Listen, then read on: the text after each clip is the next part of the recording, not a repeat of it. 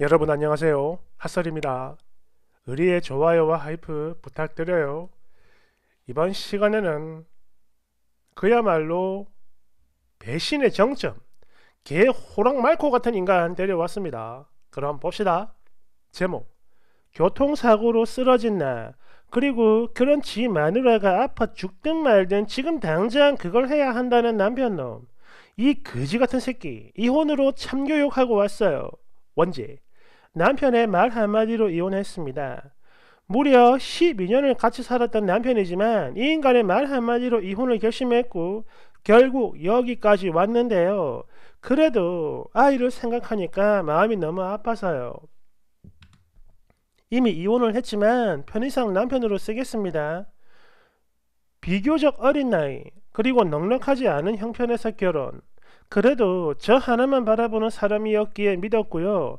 만약 시어머니와 싸움을 하게 되면 네 편이 되어주는 건 물론 결혼과 동시에 같이 늙어 죽을 날을 대비한다던 그 말에 그냥 저는 푹 빠져버렸습니다.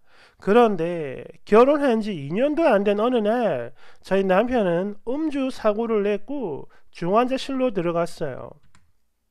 그래도 그나마 다행이라 할까요? 다른 사람은 다치지 않게 자기 혼자 멀쩡히 서있던 가로수를 들이받은 거고 차는 그냥 폐차를 했죠. 그리고 남편 다리도 양쪽 다 완전 다 부셔져 가지고 엉망진창이 됐습니다. 개박살 난 거죠. 어이가 없고 원망이 되더라고요. 아니 이래버리면 난 어쩌라고 이런 무책임한 짓을 하나. 하지만 그럼에도 포기하고 싶다는 생각은 하지 않았습니다.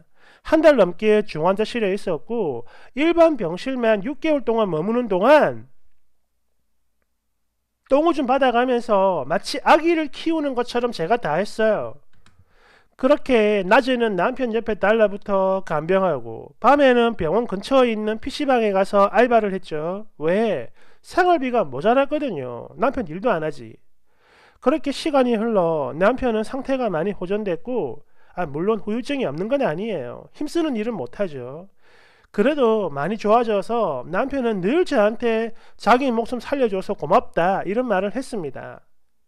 솔직히 반년 넘는 시간이 결코 쉬웠던 건 아니에요. 하지만 남편의 이런 반응, 나한테 고마워하는 모습에 우리의 마음은 더더욱 하나가 되었고 자연스럽게 시간이 지나며 아들이 태어났습니다. 그리고 아이가 3살 때부터 어린이집에 맡기고 본격적인 맞벌이를 했는데요. 하루는 회사 차로 같이 일을 하던 동료들과 외근을 나가던 중 상대방 100% 과실로 그냥 가벼운 접촉사고가 생겼어요. 당시 뒷자리에 타고 있던 저는 별 이상이 없었거든요. 그래서 그냥 좋게 넘어갔는데 이게요. 후유증이 뒤늦게 생기는 건지 한 일주일 정도 지난 시점에 갑자기 아침에 허리가 안 펴지는 거예요. 한의원에 침을 맞으러 다녔지만 나아지는 게 아니라 오히려 점점 더 심해지는 느낌만 들었고 그래서 큰 병원에 하루 입원해가지고 MRI랑 이렇게 정밀 검사를 했더니 디스크 액이 흘러나와가지고 아픈 거라고 합니다.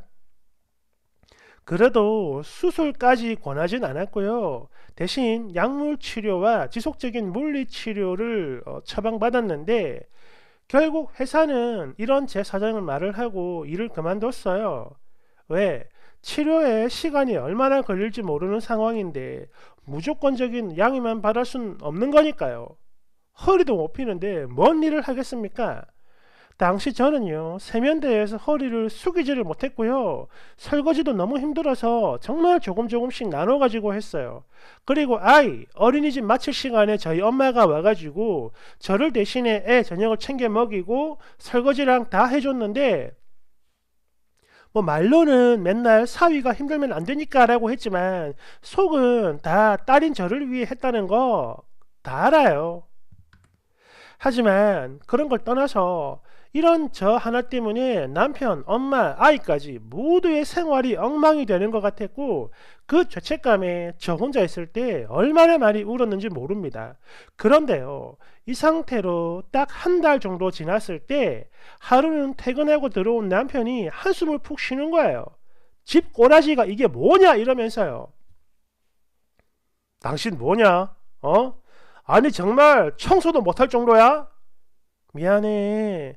허리 숙이는 게 너무 아프고 힘들어서 그랬어.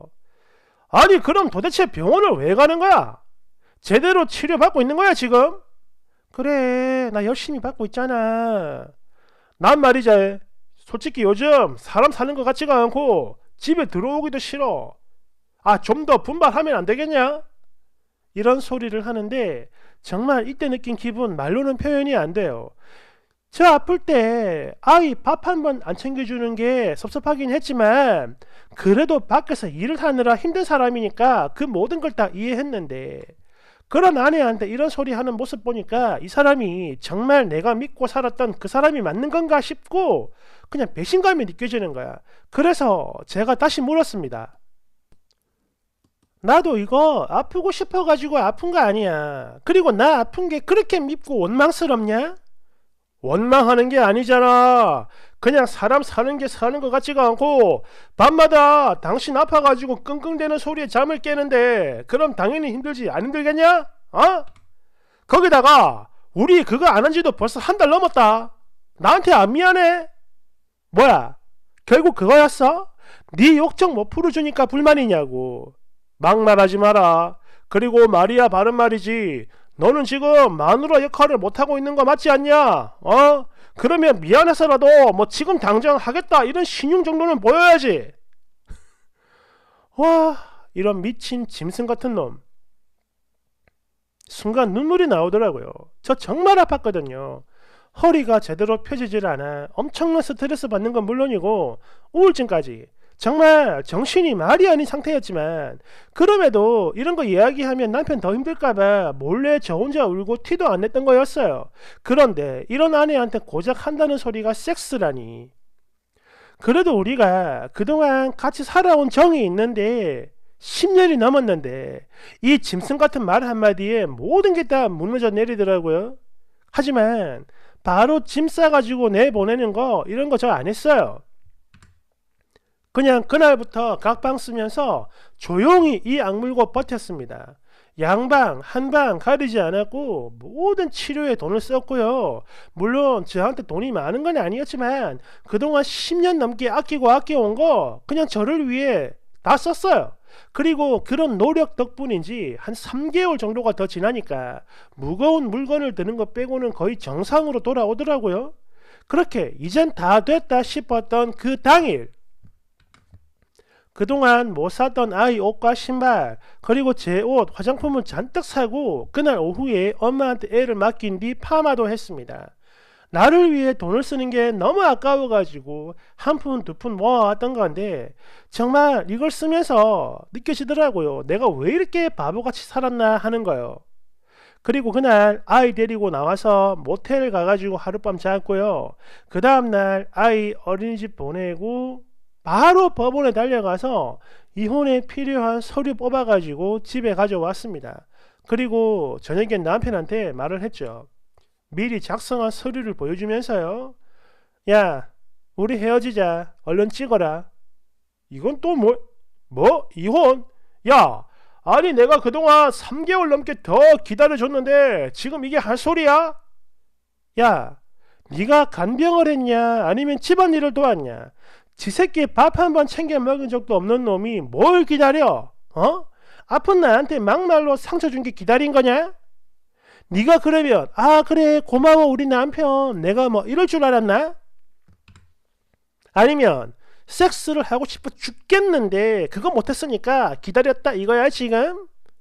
야 적반하장도 유분수지. 진짜 얼탱이가 없네. 어? 야 부부생활 제대로 못하게 만든 사람 너 맞잖아. 근데 네가 무슨 자격으로 나한테 이혼 소리를 꺼내? 너 예전에 아팠을 때 기억하냐? 그때 네 엄마도 자식 병수발은 못하겠다고 포기했던 거 아무도 널 책임지지 않으려고 했을 때 내가 다 했다. 물론 너를 원망 안 한 건 아니지만 그래도 우린 이미 부부니까 몸 힘든 거야 당연히 감수해야 되는 거고 돈이 없어서 병원 계단에 쭈그리에 앉아 편의점 김밥 먹어도 참았다고. 어디 그뿐이냐? 내가 잠깐 집에 들리려 해도 불안해하는 너 때문에 샤워 한번 제대로 못했고 맨날 물티슈로 몸 닦아가면 네 앞에 있었다고. 퇴원해서도 적응 못할까봐 꽁꽁이 언니네 식당에서 하루 14시간씩 일해가면 너 먹여 살린 거 기억 못하냐? 그런데 그런 내가 너처럼 술 처먹고 운전을 한 것도 아니고 일하다 다쳐가지고 아무것도 못하게 됐는데 그런 나한테 너 뭐라고 했냐? 어? 부부관계가 어쩌고 어째? 나한테 안 미안하냐고? 정말 기도 안 차네. 야, 너는 아픈 네 마누라 보면서 그게 하고 싶디? 됐고 이제 끝이야. 지난 3개월 동안 널 이 집에 그냥 놔둔 거 하루하루 나아지는 걸 보면서 안도하라는 게 아니야. 이젠 죽어도 네 여자로 살지 않겠다는 내 엄청난 의지와 점점 변화하는 그 모습을 직접 보라고 놔둔 거지. 지금 당장 짐 싸서 나가. 나도 더러운 꼴 보기 싫으니까 이 집의 절반 값은 내가 줄게. 여기까지 말을 했을 때 이 인간이 눈물을 글썽입니다. 그게 내가 아팠을 때 당신이 그 정도로 한 줄은 몰랐지. 그래? 이제 알았냐? 미안해. 진심이야. 알았으니까 너 혼자 평생 미안해 하면서 살아라. 마지막 경고인데 깨끗하게 헤어져 주길 바란다. 만약 질질 끌거나 더러운 수작 부리면 나도 막 나갈 거니까 그리 알고. 알았냐?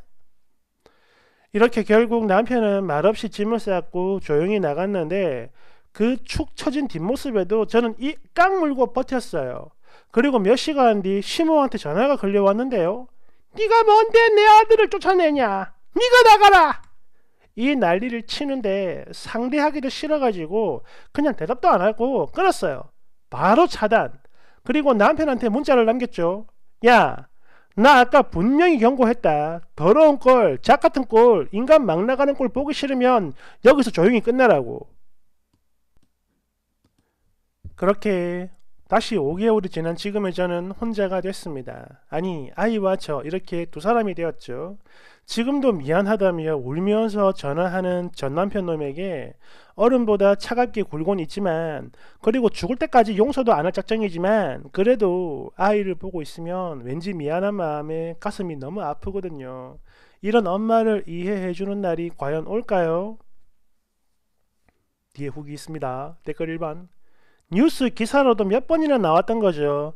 남자가 암에 걸리면 여자의 병수발을 받지만 반대로 여자가 암에 걸리면 이혼당할 확률이 매우 높아진다는 거. 알죠? 님 전남편이 딱 그럴 놈이었다는 거 말이에요. 2번. 짐승 같은 놈이 용서는 개뿔. 저거 악어의 눈물이니까 또 전화를 울어 제끼면 개쌍욕을 해주세요. 칵테이. 3번. 남편이 아프면 아내는 간호를 하고 반대로 아내가 아프면 남편은 버린다라는 통계를 보고 설마 했거든요. 근데 진짜 놀랐던 게 실제로 내 주변에 세 부부 중 두 커플이 아내들 아파서 병원에 입원 후 몇 개월 만에 이혼해버리더라고. 한 명만 의리를 지켰고, 또 비록 부부는 아니지만 또 한 커플은 여친이 아프니까 그 여친의 친구랑 바람이 나서 버리는 거 보고 내가 소름이 쫙 돋았잖아. 그리고 동시에 아무리 사랑해도 남자가 아프면 간호하지 말고 뒤돌아서야 한다는 걸 느꼈어요. 참 씁쓸했죠. 하지만 이게 맞아. 왜? 헌신해서 간호해봐야 통수 오지게 맞는 게 현실이니까. 4번. 와, 천년의 사랑도 한순간에 식는다는 게 바로 이런 거군요. 아니, 어떻게 허리가 아파가지고 제대로 서지도 못하는 아내한테 그거 안 해준다고 저지랄을 하냐? 사람 새끼도 아니구만. 5번. 이거는 차라리 주작이면 좋겠다. 아픈 아내한테 그거 안 해준다고 난리를 치는 남자가 진짜 존재하겠냐고. 발정도 참 더럽게 났네. 6번. 아니, 써니가 반년 넘게 똥오줌 다 받아줬다면서요. 혹시 남편이 똥을 싸면 그거 뭐 남편 몰래 훔쳐왔습니까? 그런 고생한 줄 몰랐다고 울었어? 미친놈인가? 7번. 그래도 허리가 문제니까 저 정도라도 있었던 거지, 만약 암이었다면 그랬다면 바로 도망갔을 놈입니다. 절대 그 어떤 미련도 가지지 마세요. 만약 다시 돌아가면 그 전과는 비교도 안 되는 지옥 확정이니까요. 8번. 은혜도 모르는 머리 검은 짐승놈 잘 버린 겁니다. 깔깔깔. 후기. 좋은 말씀들 감사합니다. 많은 분들이 물어오는데 후회하냐고요? 절대 안 해요. 아이를 핑계로 다시 받아줄 생각 역시 당연히 없고요. 단지 아빠 없이 엄마 하나만 바라보는 아들이 안쓰러울 뿐입니다. 물론 그런 만큼 저는 아이를 위해 더 열심히 살아갈 거고요.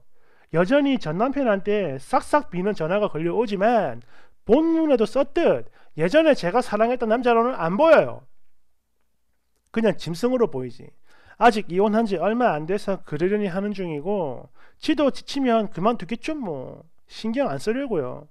또 자작이다 소설이다 이런 의견도 보이는데요. 뭐 이런 의심한다고 해도 딱히 할 말은 없습니다.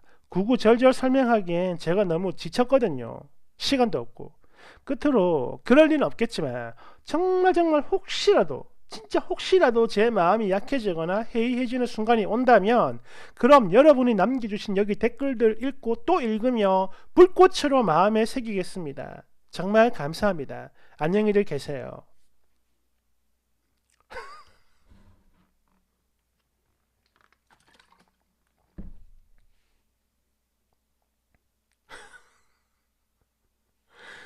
정말 기가 차서 말이 안 나오네. 이 정도면 거의 뭐 옛날에 마누라 몰래 그 주차장에서 전 처먹었던 그 인간 급이 아닌가 하는 생각이 해봅니다. 아유, 잘 도망갔어요. 감사합니다.